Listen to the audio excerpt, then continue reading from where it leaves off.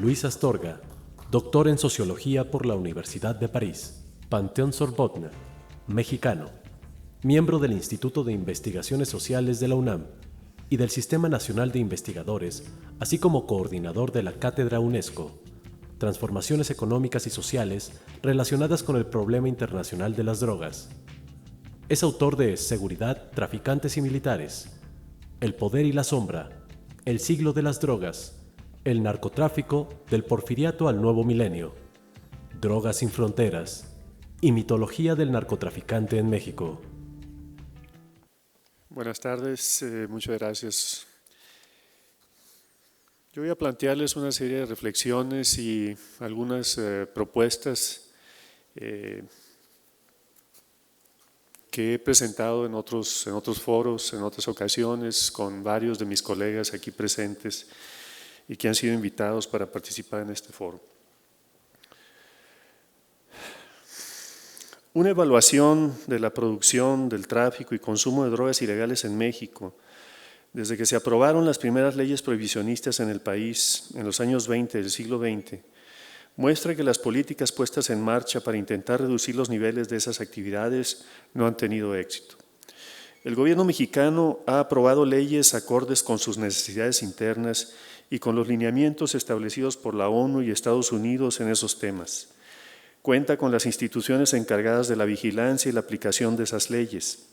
Ha establecido mecanismos de cooperación judicial con otros estados. Ha capturado y encarcelado a miles de traficantes. A algunos los ha extraditado. Ha destruido una gran cantidad de plantíos ilegales.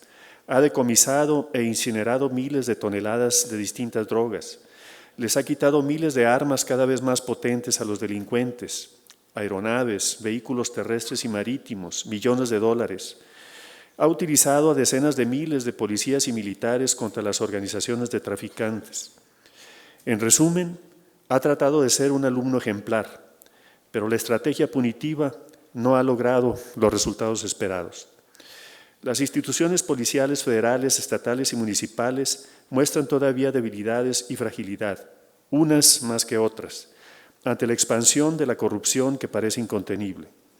Las instituciones de seguridad se han deteriorado por los efectos combinados del dinero de los traficantes, la ausencia de una ética de servicio a la ciudadanía y la irresponsabilidad política de partidos y gobernantes pasados y presentes. En América Latina, México y los países de la zona andina, principalmente Colombia, Perú y Bolivia, han resentido con mayor fuerza la política antidrogas promovida por Estados Unidos desde principios del siglo XX y adoptada, generalmente sin gran oposición de fondo, por los gobiernos latinoamericanos. Como preludio de lo que llamaría la guerra contra las drogas, la administración Nixon puso en marcha en 1969 la Operación Intercepción en la frontera con México. Los controles a vehículos y personas no pararon el flujo de drogas hacia Estados Unidos, pero la medida sí provocó un conflicto diplomático. Posteriormente, entre 1975 y 1978, el gobierno mexicano, impulsado por Estados Unidos, inició un gran despliegue militar para destruir cultivos ilegales y le llamó Operación Cóndor. 10,000 militares fueron enviados a la sierra que comparten los estados de Sinaloa, Chihuahua y Durango para destruir cultivos de amapola y marihuana. En 1978-1980, el gobierno de Julio César Turbay en Colombia puso en marcha la Operación Fulminante para destruir los cultivos de marihuana en La Guajira y la zona atlántica, también con unos 10,000 militares. En 1986, el presidente Reagan promulgó la Directiva de Seguridad Nacional 221, la cual definió el tráfico internacional de drogas como una amenaza a la seguridad nacional de Estados Unidos. En ese mismo año, el gobierno estadounidense comenzó en Bolivia la Operación Alto Horno, con tropas del Comando Sur, agentes de la DEA y helicópteros Black Hawk en apoyo a la Policía Nacional, para destruir lugares de procesamiento de coca en los departamentos del Chapare, Beni y Santa Cruz.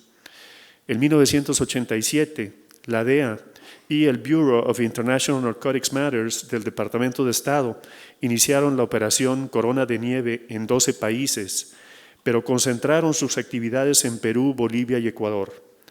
En 1989, la administración Bush lanzó la Iniciativa Andina en Colombia, Perú y Bolivia para reducir la producción y tráfico de cocaína hacia Estados Unidos, lo que implicó un financiamiento de poco más de $2.000 millones para asistencia militar y económica, programas de aplicación de la ley y apoyo de la DEA.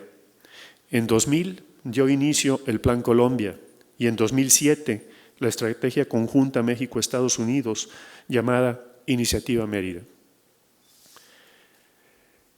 El tráfico de drogas ilegales en México nació subordinado a la política desde los tiempos de la Revolución Mexicana y así continuó en el Estado posrevolucionario dominado por el Partido de Estado durante varias décadas. Los traficantes fueron simultáneamente contenidos, extorsionados, controlados y protegidos por el aparato político y de seguridad del Estado y a la vez marginados del poder político. El desmantelamiento en los años 80 del aparato político policíaco creado en los 40, es decir, la Dirección Federal de Seguridad, y más tarde el proceso de democratización y la reconfiguración del poder político en el país, junto con la diversificación y el crecimiento del mercado de las drogas ilegales en el mundo, provocó un cambio en la relación de subordinación y los traficantes empezaron a adquirir una mayor autonomía respecto del poder político. Como resultado de esa combinación de factores, surgieron condiciones de posibilidad para el crecimiento del mercado interno, la violencia entre las organizaciones criminales y de estas contra policías, militares y sociedad civil. En ausencia de una política de seguridad de Estado y la situación desastrosa de cientos de corporaciones policiales corruptas, desorganizadas y mal preparadas, además de un débil sistema de procuración de justicia, y altos niveles de pobreza, desempleo y desigualdad que no han sido solucionados, el gobierno federal, desde la administración Zedillo hasta la del presidente Calderón, se ha apoyado cada vez con más fuerza y de manera desesperada en los militares para tratar de controlar los asuntos relacionados con el tráfico de drogas ilegales. México pasó de la seguridad autoritaria en la época de hegemonía del PRI a la inseguridad en la transición democrática, accidentada y sin rumbo claro. Al desaparecer el árbitro y sus mecanismos de control, las organizaciones criminales entraron en un proceso de lucha violenta por la hegemonía en el campo criminal. Hubo reconfiguración del campo político y del campo criminal dominado por las organizaciones del tráfico de drogas ilegales. Las relaciones entre ambos campos se modificaron. Pasaron de la subordinación histórica en la que los traficantes tenían 3 opciones si no aceptaban las reglas del juego del sistema autoritario. 1, salir del negocio. 2, ir a la cárcel. Y 3, morir. Pasaron de eso a los intentos de realizar cambios cualitativos en la correlación de fuerzas. Los criminales han aprovechado las diferencias políticas de los partidos gobernantes en los niveles federal, estatal y municipal, la fragmentación de la capacidad del Estado derivada de ellas, la corrupción de funcionarios y agentes de seguridad, la debilidad de la sociedad civil y el temor, la complacencia y la complicidad de algunos sectores de la misma. De esta manera, han puesto a la clase política frente a 3 alternativas. 1, subordinarse a los intereses criminales. 2, ser socios en igualdad de condiciones y beneficiarse mutuamente. Y 3, hacer causa común para aplicarles la ley. En años recientes, México ha sido noticia en la prensa internacional por la cantidad de homicidios dolosos, las modalidades de la violencia, su frecuencia y expansión en el territorio nacional.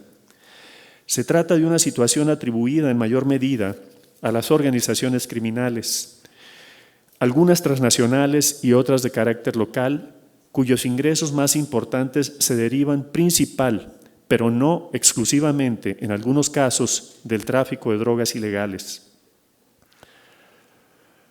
Las posiciones en torno a la actual política del gobierno mexicano para combatir a estas organizaciones y la escalada de la violencia de los últimos años están divididas. Para algunos críticos del presidente Calderón, la violencia ha sido provocada por una política errónea del gobierno contra los grupos criminales al sacudir el panal, usando las fuerzas federales, especialmente las militares, para tratar de legitimarse después de unas elecciones muy competidas cuyos resultados no fueron aceptados por algunos sectores de la población. Entre quienes esgrimen esta posición hay quienes responsabilizan al presidente Calderón por los miles de asesinatos ocurridos durante su mandato. Otra posición es la de quienes consideran que era necesaria la presencia y las acciones de los militares para tratar de contener y debilitar a las organizaciones criminales, dados varios elementos: los bajos niveles de preparación de los miembros de las más de 2.000 instituciones policiales en el país y sus altos niveles de corrupción, la falta de cooperación entre las distintas fuerzas políticas que ocupan las posiciones de poder en el gobierno central, los estados y municipios, y por consiguiente entre las principales instituciones de seguridad del gobierno federal y las de los estados y municipios que dependen de ellas, frente a grupos criminales con gran poder económico y de fuego y generadores de situaciones de ingobernabilidad. Es cierto que el Estado mexicano no ha cumplido con su deber de darle seguridad a la población y se han documentado abusos de autoridad y violaciones de los derechos humanos de parte de las fuerzas federales y locales en la aplicación de la estrategia de seguridad. Hay justos reclamos de sectores de la sociedad civil para que eso no vuelva a suceder, se modifique la estrategia, se aplique la ley y se castigue a los culpables. Pero hay también excesos al atribuirle toda la responsabilidad al presidente, como si tuviera un poder mágico para evitar los homicidios. Se olvida que en México ya no existe un sistema de partido de Estado en el que el presidente tenía atribuciones metaconstitucionales y contaba con mecanismos de control autoritarios que utilizaba contra la oposición política y los grupos criminales que no se subordinaban. También se pasa por alto que la alternancia política, los diferentes partidos, solos o en coalición, tienen importantes posiciones de poder y responsabilidades no ejercidas en asuntos de seguridad. Las transformaciones del campo político en los últimos años en México han implicado a su vez modificaciones en sus nexos con el campo del tráfico de drogas y de las relaciones de poder dentro de este, pero también ha cambiado el tipo de vínculos de ambos campos con las corporaciones coactivas encargadas de hacer cumplir la ley, de vigilar, castigar y en otros casos de extorsionar y proteger a traficantes y organizaciones. El poder político fragmentado, la ausencia de una visión y una política compartida por todas las fuerzas políticas en asuntos de seguridad, en suma, la inexistencia de una política de seguridad de Estado, es una condición que ha hecho posible un mayor grado de autonomía de policías, militares y traficantes respecto del poder político. Partidos distintos en administraciones municipales, estatales y federales se enfrentan a un mismo problema en gran parte del país, pero algunos evaden su responsabilidad inmediata y todos son rehenes de un paradigma punitivo que reproduce constantemente y de manera creciente aquello que pretende resolver. ¿Qué significa esta reconfiguración del campo político para las organizaciones de traficantes? Que quienes pueden proporcionar protección para sus actividades o con quienes se pueden asociar, o a quienes hay que amenazar, corromper o eliminar, forman parte de las estructuras de poder político que gobiernan en diferentes partes del país. En otras palabras, las posibilidades de asociación, de proporcionar protección o las probabilidades de corrupción están diferencialmente distribuidas según las posiciones de poder que ocupan los distintos partidos políticos en el territorio nacional y su importancia estratégica para el negocio de las drogas ilegales. Quien está en posición de poder está en posición de otorgar protección, o visto de otra manera, a quienes tienen que sobornar los traficantes para poder sacar la droga hacia Estados Unidos o comercial en el país, son a quienes detentan posiciones de poder en los territorios de producción o atravesados por las rutas del tráfico. El poder político está diferencialmente distribuido en los estados y la composición política dista de ser homogénea. En este sentido, todos tienen corresponsabilidad. La mayor parte de las drogas ilegales que se producen y pasan por México van hacia el mercado de Estados Unidos. La mayor parte de las armas de los traficantes mexicanos vienen de Estados Unidos, país que consume y produce drogas y armas. Sin embargo, las organizaciones de traficantes que operan en su territorio, incluso las mexicanas, no afectan de la misma manera la capacidad de ese país para combatirlas y contenerlas. Estados Unidos no controla el consumo interno y cada vez menos la producción dentro de su territorio. México tampoco. Las instituciones de seguridad y procuración de justicia son más eficientes en Estados Unidos y la corrupción es menor y más controlada. Sus instituciones son sólidas. Es ahí donde está la diferencia. Estados Unidos es una democracia avanzada y México una democracia joven y frágil. Se pretende que México logre en muy poco tiempo consolidar instituciones democráticas que le permitirían contener mejor los ataques de la delincuencia organizada. Un objetivo válido en sí mismo. Lo que no se discute es la política prohibicionista que alimenta el poderío de las organizaciones de traficantes. No hay el más mínimo intento de modificar esa política. El de las drogas es el mercado ilegal con mayores niveles de violencia en el país. Mejorar las capacidades del Estado puede reducir y contener mejor esa violencia, pero la modificación de la política prohibicionista también. Sin embargo, los esfuerzos se concentran en una sola de las posibilidades y a veces en propuestas de descriminalización de la llamada dosis personal de ciertas drogas, insuficientes, sin duda, para la complejidad del problema.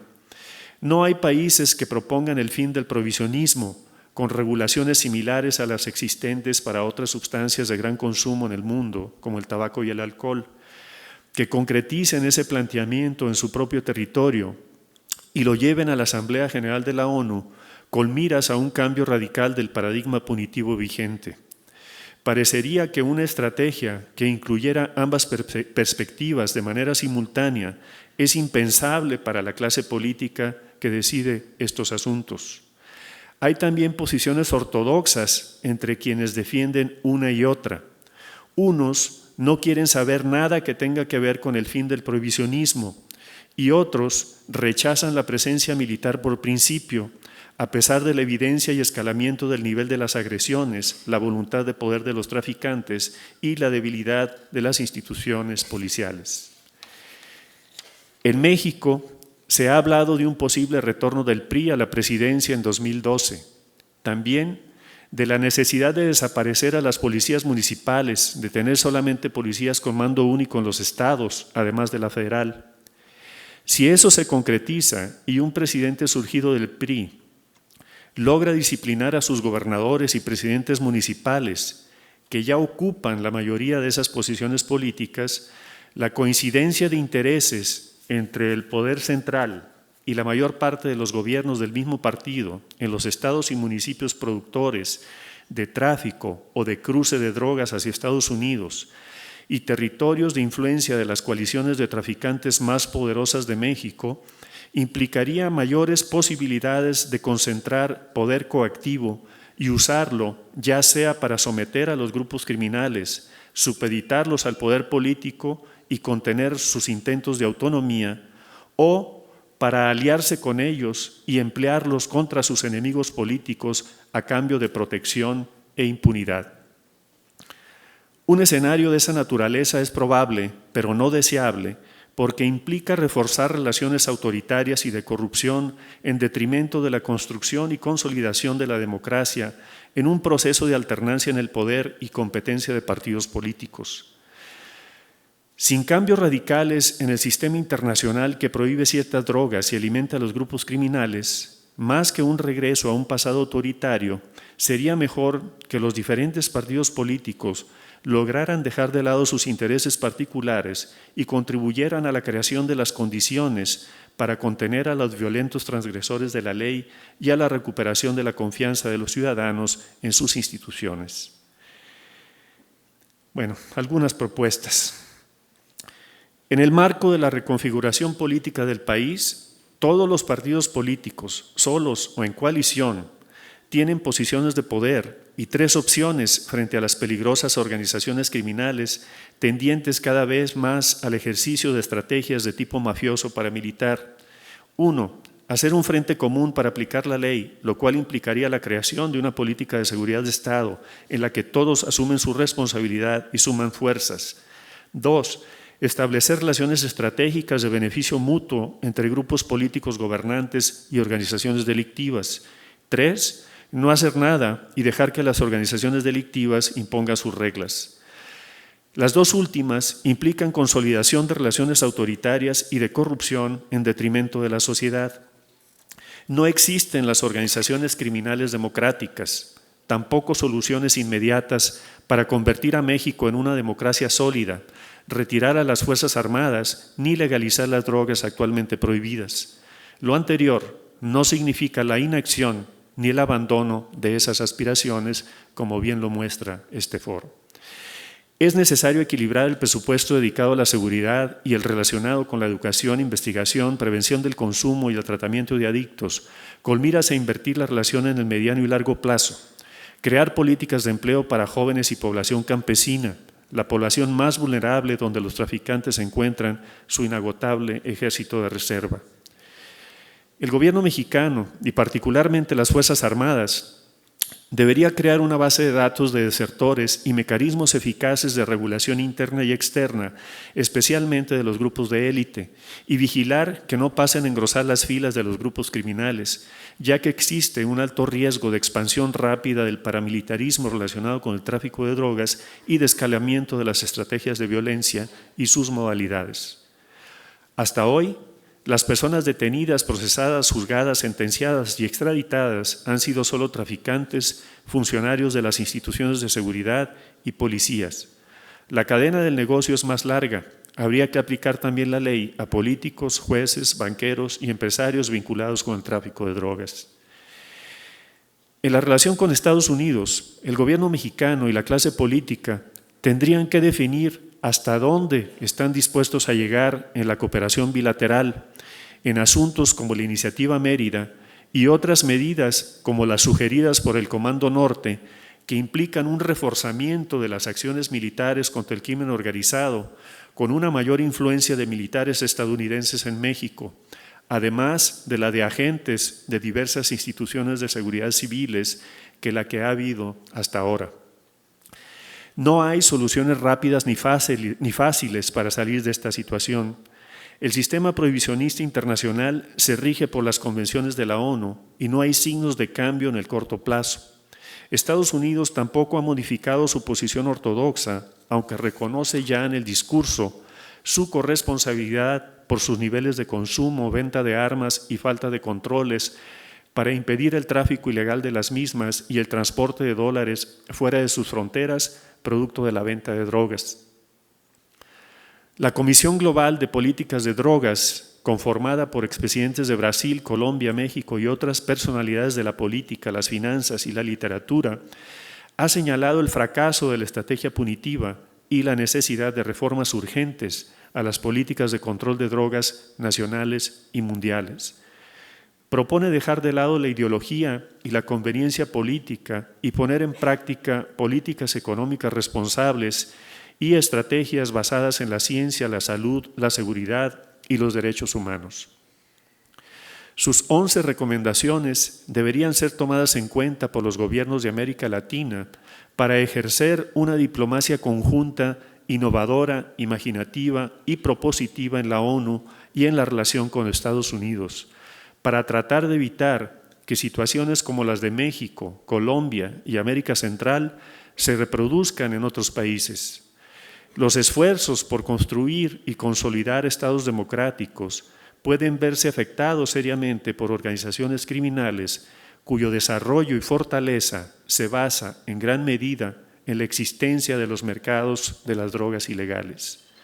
De no actuar, seguiremos pagando con altos niveles de violencia y ríos de sangre los errores cada vez más costosos de una estrategia cuyos fundamentos se empezaron a diseñar hace poco más de un siglo. Muchas gracias. Buenas tardes. Con esto iniciamos la sesión de preguntas y respuestas. Ya nos hicieron llegar del público varias preguntas dirigidas en lo individual a los ponentes. Sin embargo, me gustaría empezar con un par de preguntas que en parte están basadas, o digamos coincido con preguntas que hicieron desde el público. Y la primera que creo que es interesante para el público después de las presentaciones es si pudieran aclarar todos los ponentes la distinción entre el combate al narcotráfico y el combate a la inseguridad. Es decir, en las presentaciones a veces parece que está completamente combinado el tema y a veces parece que no están vinculados de ninguna manera. También me gustaría preguntar si están dispuestos, que esto es un poco jugar al contrafactual, al contrafáctico y no es fácil, sobre todo en la presentación de Marc y de Eduardo, ¿cuáles son, qué escenarios imaginarían si es que hubiese una legalización de por lo menos algunas drogas? Es decir, ¿cuáles serían las consecuencias sobre la violencia imaginables si la legalización sucediese de manera, digamos, sin control nuestro? Si de repente empiezan a legalizar estados en Estados Unidos, en Europa, un par de países empiezan a legalizar y México empieza a sentir la presión internacional por legalizar, ¿qué podemos imaginar que suceda con la violencia? Y esa también tiene que ver con la intervención de Alejandro en particular, donde hizo una distinción entre el tipo de violencia que se genera, y me gustaría preguntarle concretamente sobre la marihuana, es decir, ¿cuál es la evidencia que hay sobre la violencia psicofarmacológica de la marihuana? Y por tanto, en los pocos datos que podemos tener de costo-beneficio, ¿qué implicaría la legalización de la marihuana en contraste con otras drogas? Pero son preguntas para todos los ponentes, aparte de las que ya se les enviaron. Gracias. Sobre tu pregunta de los cambios a la inseguridad, el combate a la inseguridad y el combate al tráfico de drogas ilegal. Bueno, hay que recordar que durante el sistema de partido de Estado, el mercado de las drogas ilegales en México tuvo índices de violencia realmente muy bajos. Entonces, ¿qué es lo que hace la diferencia acá? Que el mercado de las drogas ilegales hoy por hoy, si tomamos en cuenta todos los delitos considerados en la ley de delincuencia organizada, entre los cuales está tráfico de drogas ilegales, como es el más importante en términos de lo que sabemos, de las estimaciones, por más problemas metodológicos que tengan, lo que sabemos es que hoy por hoy la parte de la renta criminal de la delincuencia organizada es por tráfico de drogas ilegales y que la mayor parte de la violencia está asociada a estas organizaciones dedicadas a este tipo de negocio y que han ampliado su renta criminal hacia actividades más de tipo mafioso, ¿no? Extorsión, secuestros, piratería, etcétera, etcétera. Bueno, tomando en cuenta eso y dónde está concentrada la violencia y en qué agentes sociales, creo que no se puede pensar en una cosa sin la otra. O sea, hoy por hoy en el planeta, con las leyes prohibicionistas vigentes, hay dos maneras extremas de contener el fenómeno.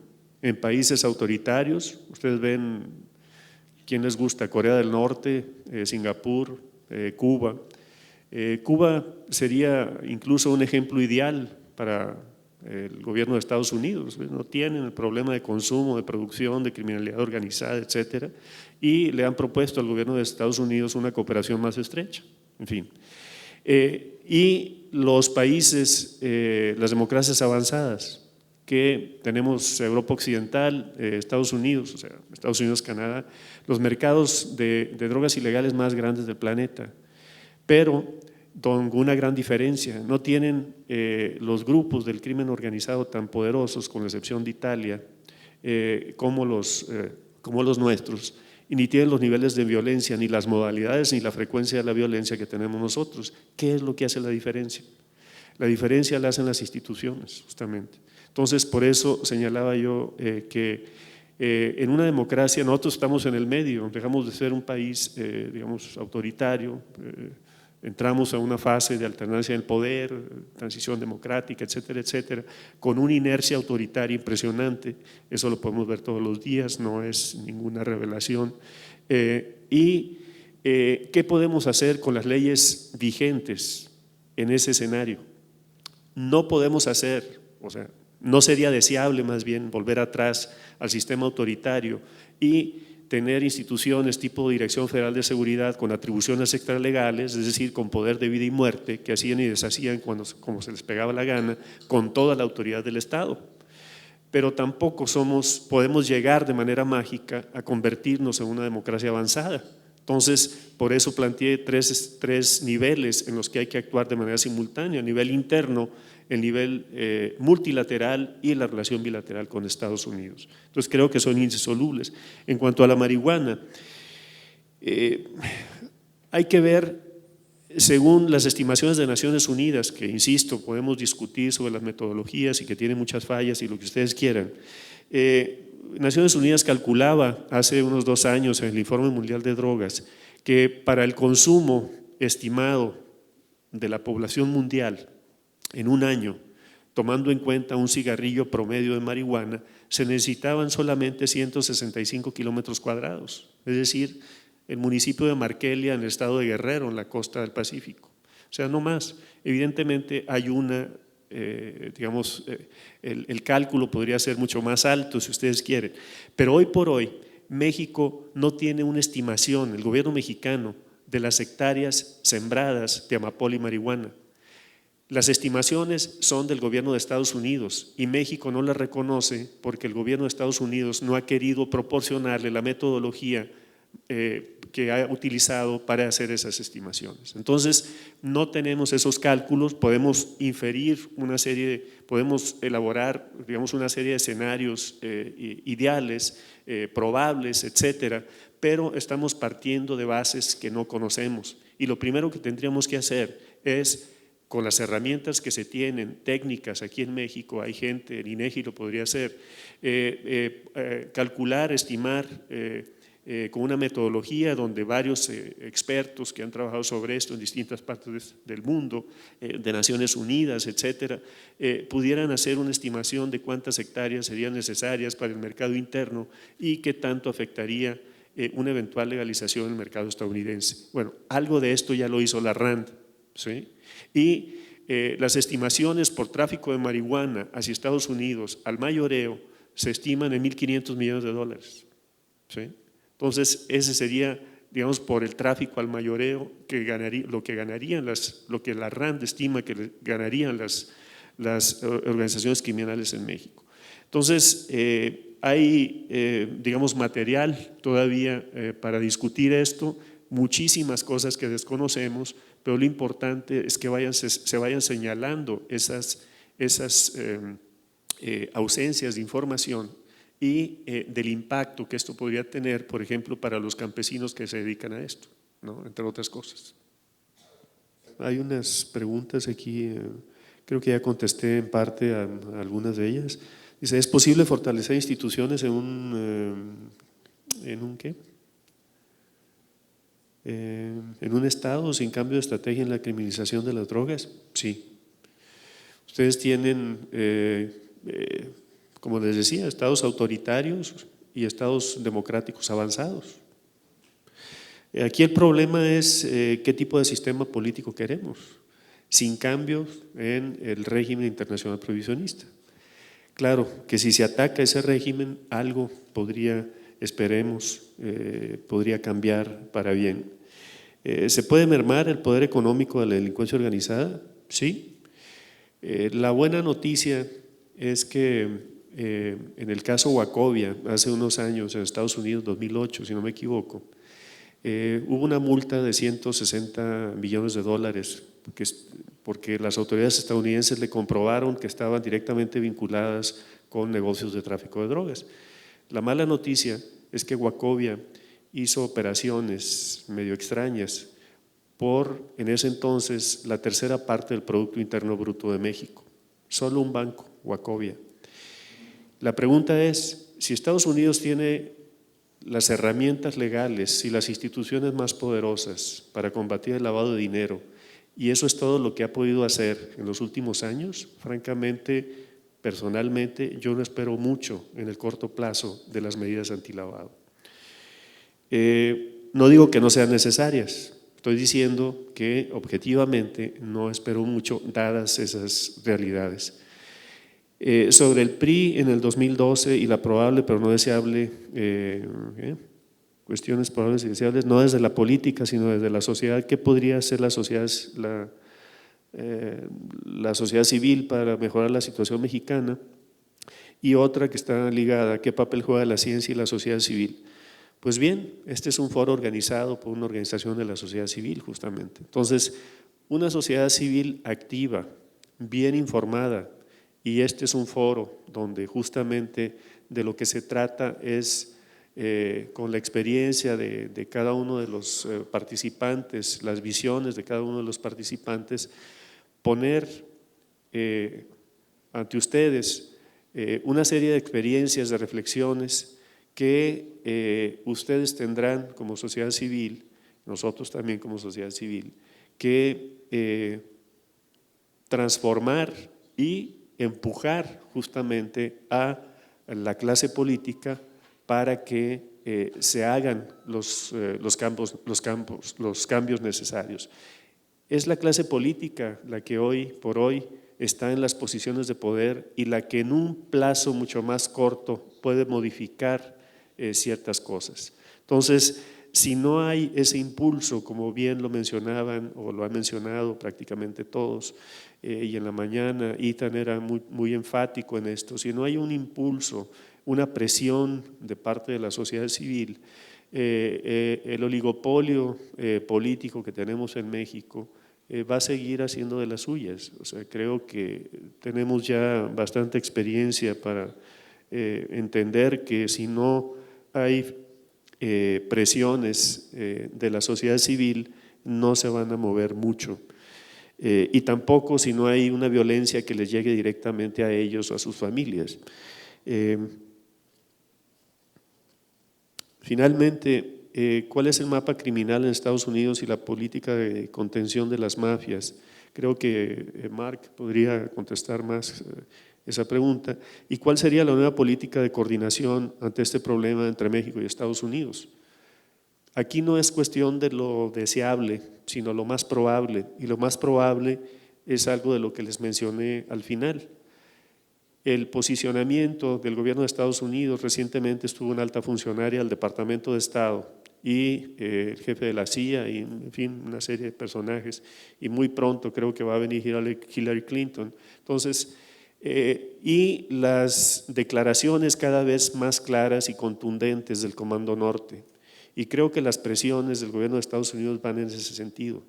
La reacción que tuvo el gobierno estadounidense ante el planteamiento reciente del el presidente de Guatemala y El Salvador, creo que muestran justamente ese tipo de reacciones frente a cualquier intento de abrir el debate y plantear justamente una serie de cambios ahí donde está el núcleo duro, la columna vertebral de lo que está impidiendo muchas de las reformas y yo diría cambios sustantivos, radicales en la política prohibicionista. Muchas gracias.